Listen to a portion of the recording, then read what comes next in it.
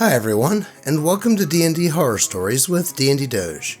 And sorry in advance for some of my voice in this video. I thought I lost my voice a few videos ago, but apparently, whatever it was that took it away came back for round 2.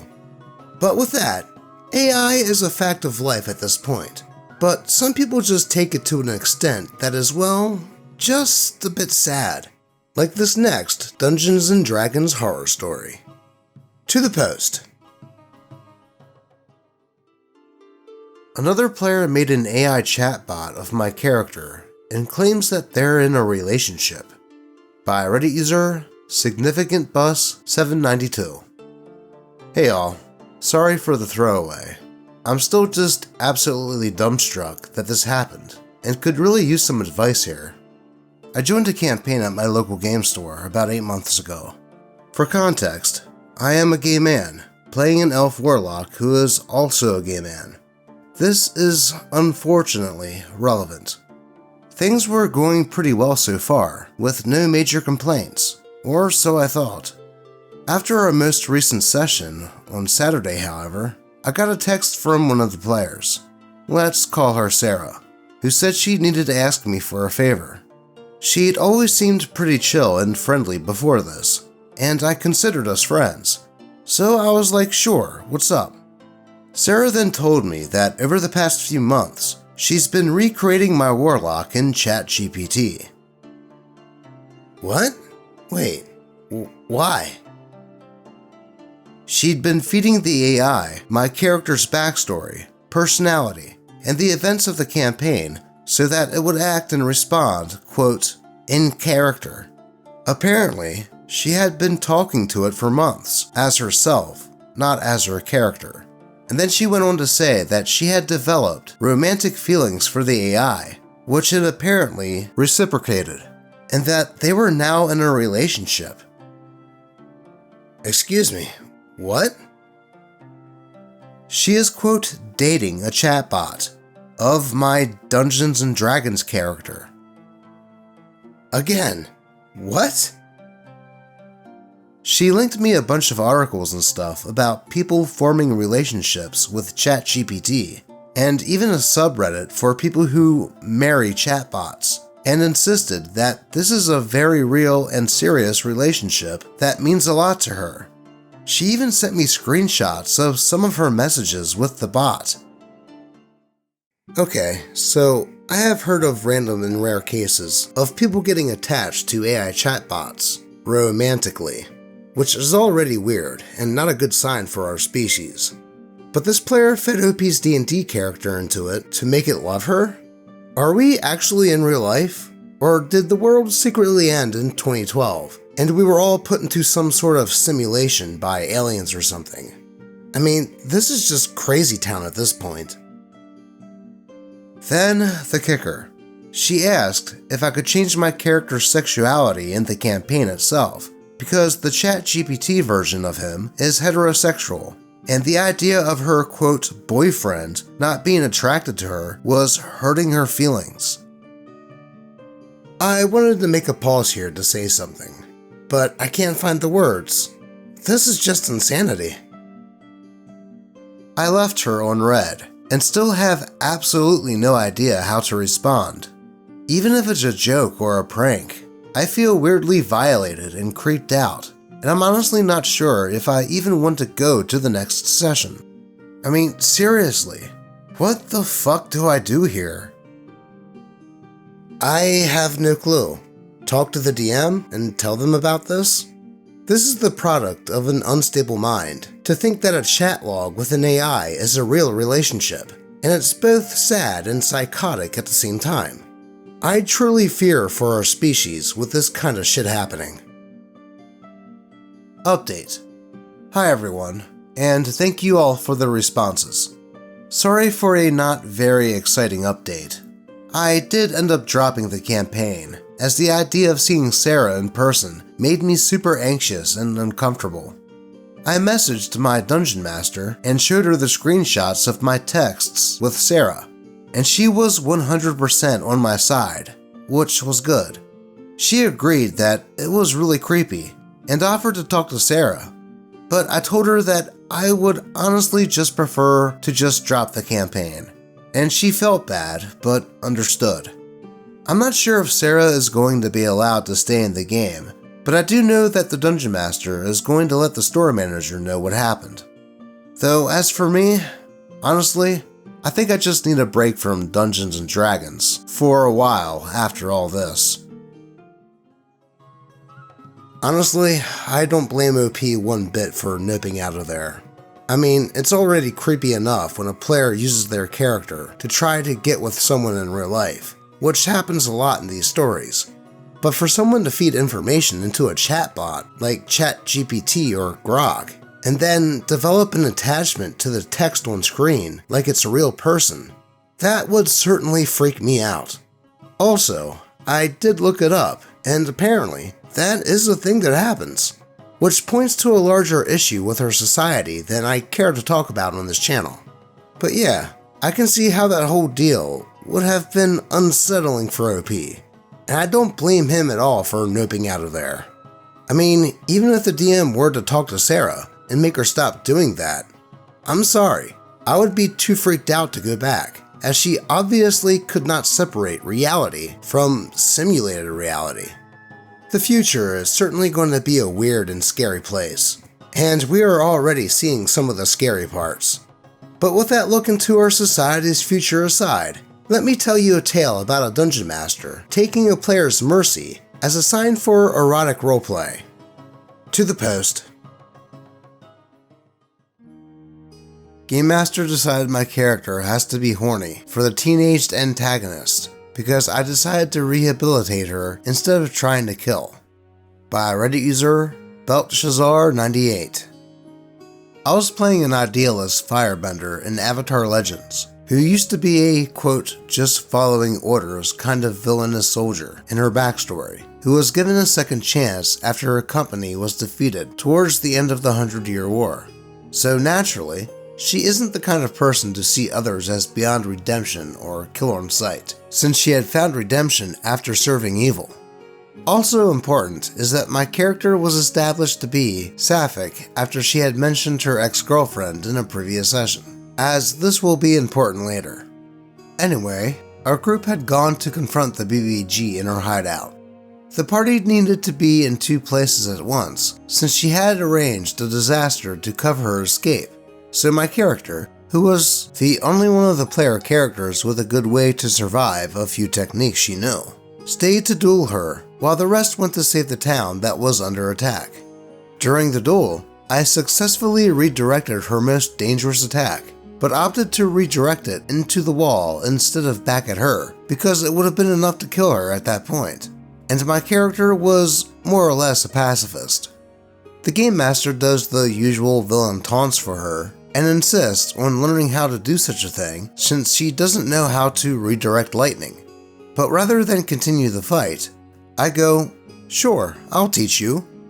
The Game Master is surprised I didn't just go in for the kill, and chalks it up to characters who are like her, which honestly should have raised more questions, given how important the concept of not just wiping out people you don't like is in the setting, but agrees to have her train under me.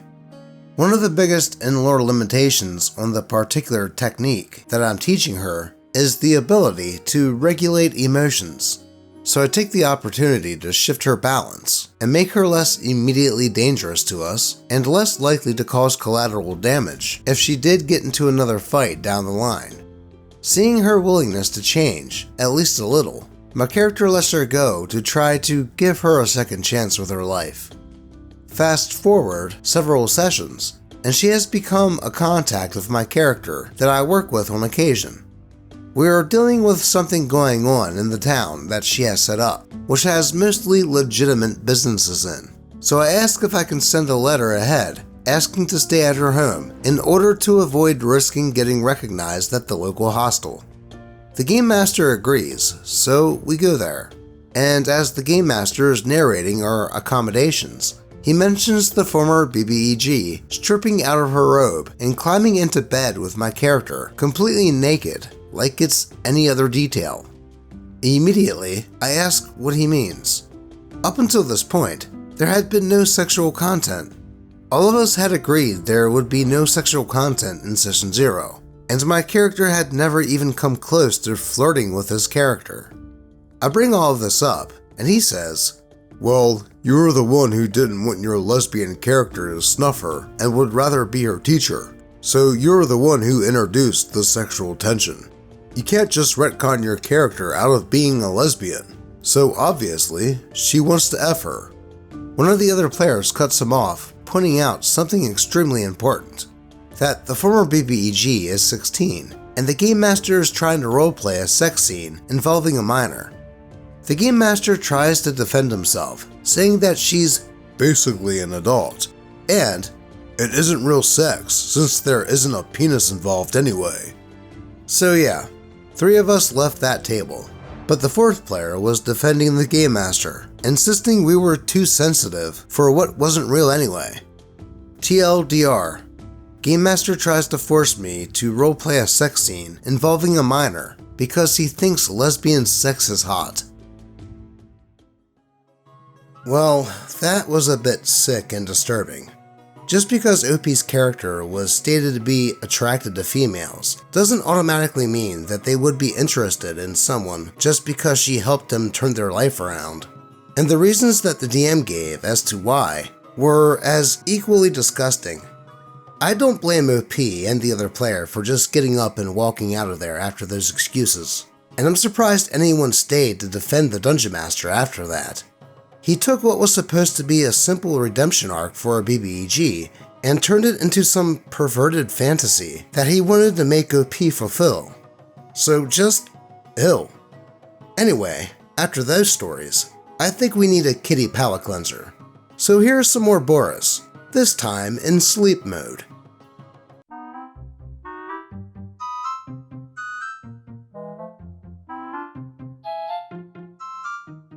He is so peaceful when he is tired. I should also use this kitty break as a chance to ask you to like the video if you're enjoying it. And if you would like to help me out with the Kitty Treat Fund, I'll have the Ko-fi and Ko-fi links down in the description. But with that, let's continue with a DnD horror story about how a player using a simple spell broke a Dungeon Master into dropping a campaign entirely. To the post.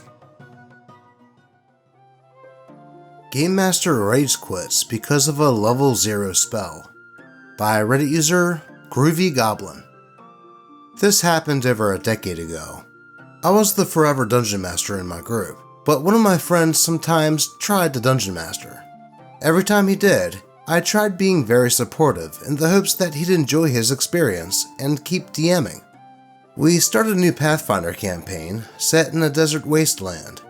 Bear in mind that we'd been playing D&D 3.5 and Pathfinder for years at this point, so we all have a pretty good knowledge of what each class can do, and I was playing as a Dwarf Cleric. Our session starts as our party enters a town whose inhabitants are barricaded indoors because of frequent sandstorms. A band of orcs took over the village's main well in a nearby cave and turned off the water distribution system, cutting off the town's access to their water supply. The townsfolk can't travel much further because of the storms, but they'll all die of hydration unless someone enters the cave, deals with the orcs, and gets their water pipes running again. So I announce, I cast Create Water.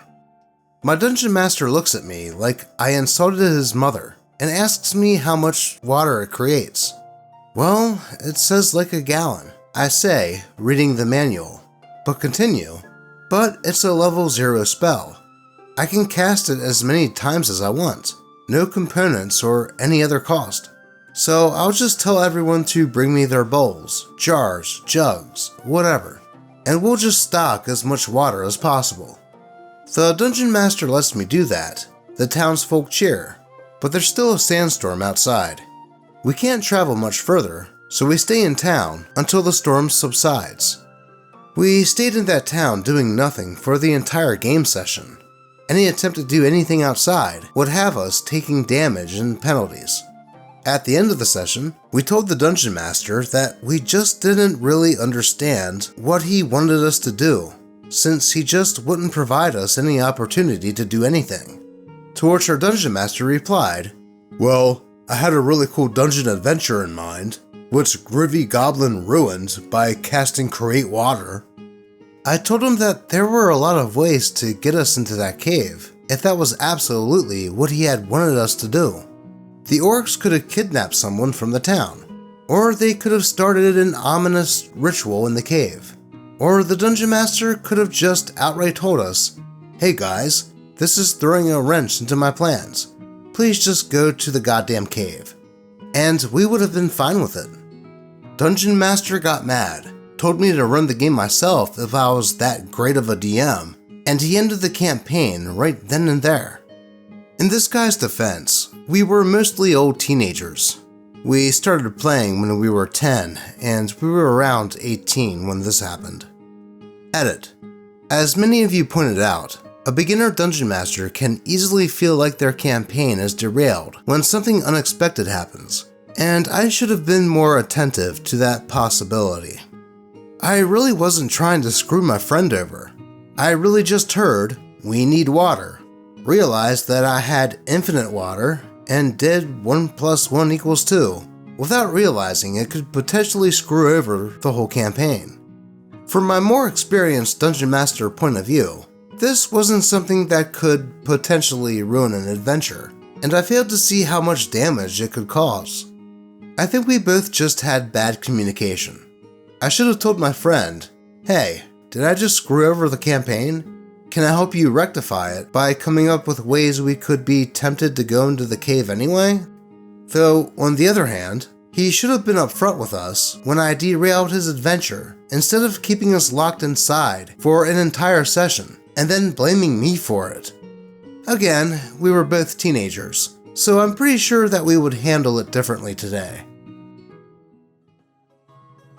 Well, I have to say that it is really stupid for a little thing like Create Water to have a dungeon master completely dismantle an entire campaign over. Now, if it were 5th edition, which did not exist back then, that would have been a level 1 spell, not a level 0 spell or a cantrip. But even then, the dungeon master has full creative power to come up with a reason for why the party would go to this cave, much like OP stated.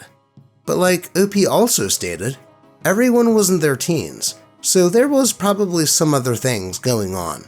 And I'm sure, much like OP is, that if it would have happened with their maturity growing and knowledge of how to have a stable Dungeons & Dragons table, or even Pathfinder, things would have likely worked out differently.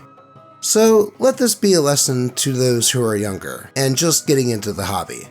Expect the unexpected, and know that if you're a DM, that you can come up with reasons for the party to go where you need them to, even if your original plans got thwarted. And to actually communicate before just dropping a campaign. Now, let's move on to a story about how a dungeon master simply allowing a player to do something for comedic flavor made 2 sourpusses leave the campaign. To the post. Campaign ended because I let a player kick a kobold. By Reddit user Golden Socks. I was running a homebrew setting campaign for several months with 5 players. 3 of them were fairly relaxed, and 2 were much more number crunchy focused. We had a good mix of new and veteran players, but it was going well, or so I thought. The party were tasked to clear a mine being used by an evil faction. A combination of kobolds and lizardmen were running the mine.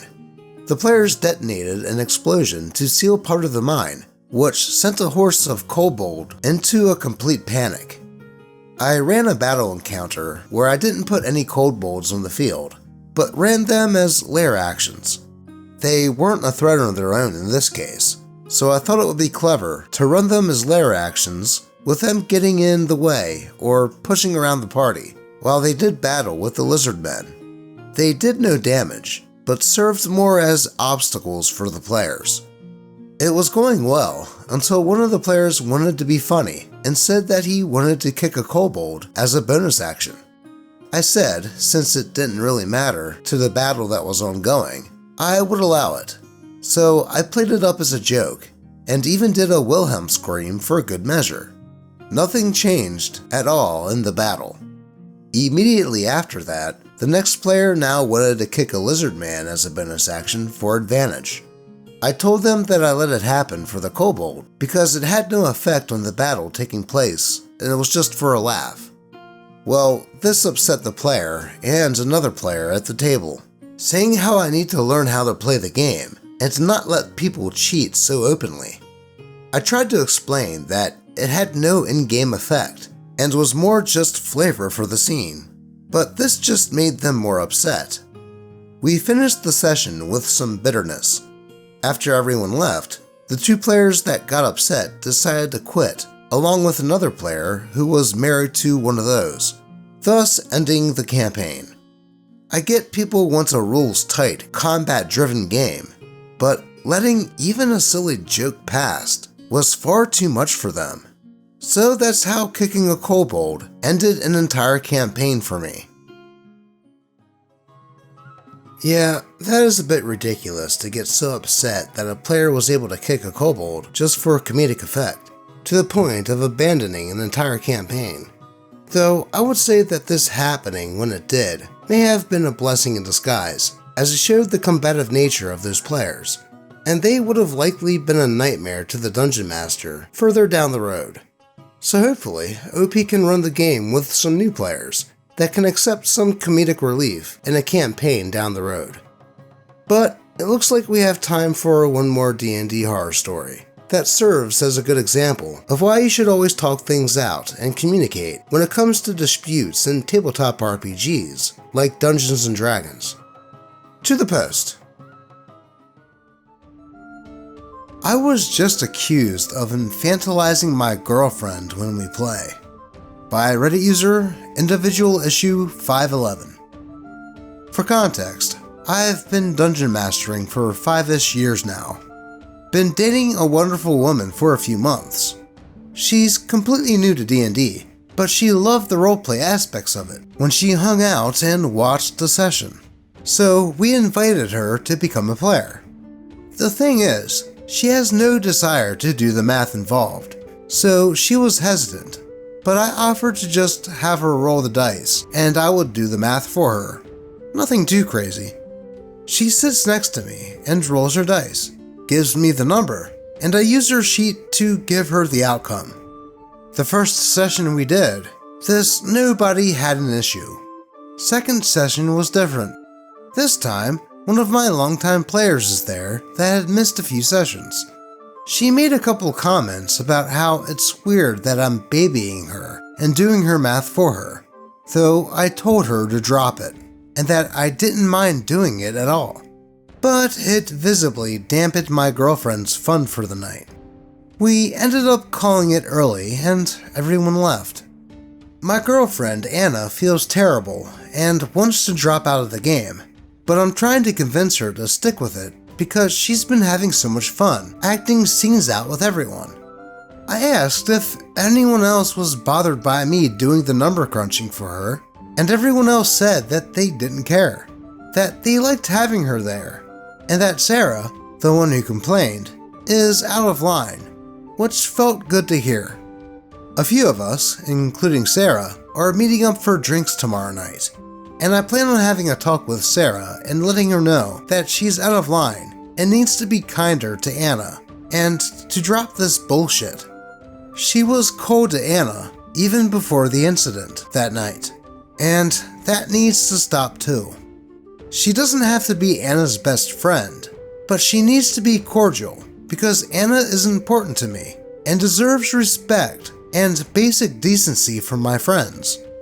I know my other friends are gonna have my back on this, but I am still not looking forward to the conversation.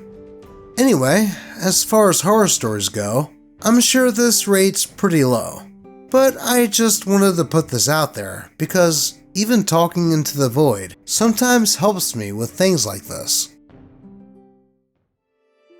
Now, I can see how someone might see OP doing the math for his girlfriend as problematic, as it could end up making her turns in combat take a bit more time for her to do what she wants to do.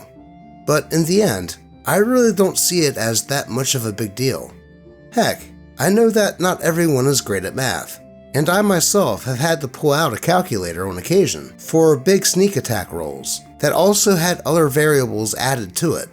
And in the end, as long as everyone is enjoying the game, that is all that matters. At least, that's the way I see it. But apparently, OPS posted an update to this situation. So let's take a look at that. To the post. Update. I was just accused of infantilizing my girlfriend when we play. I came here a few weeks ago to talk about an unpleasant incident at a D&D session involving my friend Sarah getting upset at me for helping my girlfriend by doing her math for her when we play.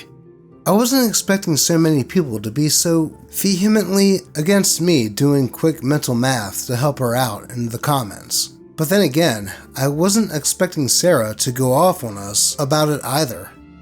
We went out for drinks the night after I posted, and on the drive into town, she started crying and apologizing to everyone in the car with us before I had a chance to sit with her one-to-one.